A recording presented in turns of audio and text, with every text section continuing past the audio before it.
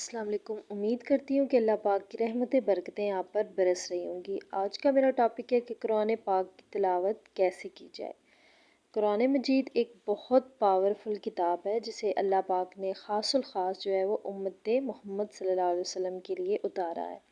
اسے پڑھنے سے دنیا کا کوئی ایسا مسئلہ نہیں ہے یا کوئی ایسی بیماری نہیں ہے جس کا علاج نہ ہو، کوئی ایسی مشکل نہیں ہے جس کا حل نہ ہو، کوئی ایسی تنگی نہیں ہے جس سے نکلنے کا راستہ موجود نہ ہو اس کتاب میں۔ اگر کوئی لا علاج مریض ہے جسے اٹھنے کا جو ہے وہ اٹھ نہیں سکتا، تو وہ قرآن مجید کو صرف سنے تو اس کی بیماری جو ہے وہ اس سے دور ہو جائے گی، اس کی بیماری سے اسے نجات مل جائے گی۔ قرآن پاک میں اتنی برکت ہے، قرآن پاک کی تلاوت میں صرف سننے سے ہی آپ کو اس بیماری سے نجات مل جائے گی۔ بس شرط یہ ہے کہ تلاوت کو غور سے اور توجہ سے سنا جائے۔ اب بات آتی ہے کہ قرآن مجید کی تلاوت کیسے کی جائے، تو یہ مرد و عورت کے لیے اس کا الگ الگ حکم ہے۔ مثلاً عورت کو دھیمی آواز میں قرآن پاک کی تلاوت کرنی چاہیے۔ عورت کی آواز کا گھر کی چار دیواری سے باہر نکلنا جو ہے وہ اس کا حکم میں نہیں دیا گیا۔ عورت کی جو آواز ہے وہ گھر کی چار دیواری کے اندر ہی رہے، اتنی آواز میں عورت قرآن پاک کی تلاوت کر سکتی ہے۔ ہاں، اگر وہ تھوڑی سی اونچی آواز میں کرنا چاہ رہی ہے تو ایک کمرے سے دوسرے کمرے تک اس کی آواز نہ جائے کہ اور مرد بھی دھیمی آواز میں جو ہے وہ قرآن پاک کی تلاوت کر سکتا ہے، لیکن مجھے لگتا ہے کہ مرد کو جو ہے وہ تھوڑی اونچی آواز میں تلاوت قرآن پاک کرنی چاہیے، اسپیشلی صبح کے ٹائم۔ اور میں نے اپنی فیملی میں بھی دیکھا ہے، اپنے جو میرے فادر کے جو چچا ہیں یا ان کے تایا، وہ اونچی آواز میں قرآن پاک کی تلاوت ان کا معمول تھا، اور اتنی وہ پھر خوبصورت آواز لگتی تھی، ایک پرسوز ماحول صبح صبح کے ٹائم ان کی تلاوت بہت اچھا لگتا تھا سننے میں۔ تو اس سے کیا ہوتا ہے کہ گھر میں جو ہے وہ شیاطین جنات جو ہیں وہ داخل نہیں ہوتے، اور فرشتے جو ہیں وہ آپ کی تلاوت کو سنتے ہیں۔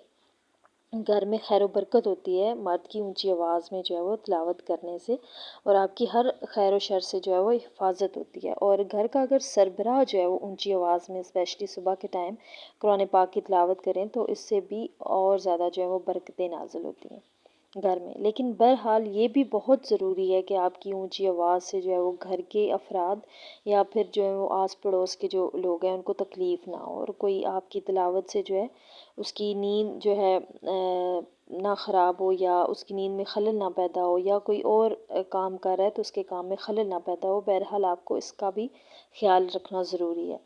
اب ایک اور اہم بات ہے کہ کس رفتار سے جو ہے وہ قرآن پاک کی تلاوت کی جائے۔ کیا آپ تیز رفتار سے قرآن پاک کی تلاوت کر سکتے ہیں؟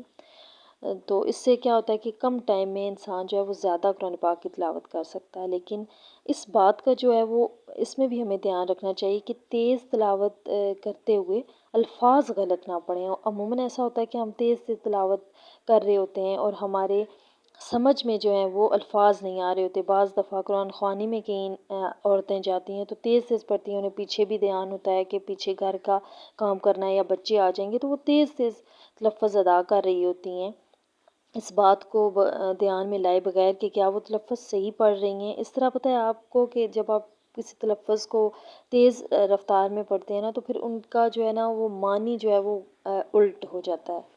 جب آپ کی قرآن پاک کی تلاوت کرتے ہوئے اسپیڈ تیز ہوتی ہے نا تو جلدی میں جو ہے نا آپ تلفظ ٹھیک سے جو ہے نا اور پورے ادا نہیں کر رہے ہوتے، جس سے معنی بھی بدل سکتے ہیں، یا کوئی آپ کی تلاوت کو جو ہے اگر سن رہا ہے تو اسے سمجھ نہیں آ رہی کہ آپ کیا پڑھ رہے ہیں۔ اس اسپیڈ میں تلاوت جو ہے وہ جائز نہیں ہے۔ قرآن پاک کی تلاوت اس لحاظ سے پڑھیں کہ آپ کو تجویز جو ہے وہ سمجھ آئے۔ تجویز کے ساتھ قرآن پاک کو پڑھنا جو ہے وہ ضروری ہے، اور آپ کو ان الفاظ کی جو آپ پڑھ رہے ہیں مفہوم بھی آپ کو آنا چاہیے، آپ کو سمجھ آنا چاہیے کہ آپ کیا پڑھ رہے ہیں۔ تو اگر آپ قرآن پاک سمجھ کر پڑھیں گے تو آپ کو زیادہ ثواب بھی ملے گا، اور قرآن پاک کے آپ کو معلوم ہے کہ ایک لفظ پڑھنے پہ 10 نیکیاں ملتی ہیں، اور اگر ہم آرام آرام سے قرآن پاک کو ٹھہر ٹھہر کر پڑھیں گے، اللہ پاک نے ہمیں یہ بھی حکم دیا ہے کہ اگر جتنا آپ کے لیے جو ہے وہ آسان ہو سکے اتنا قرآن پاک کی تلاوت کرو۔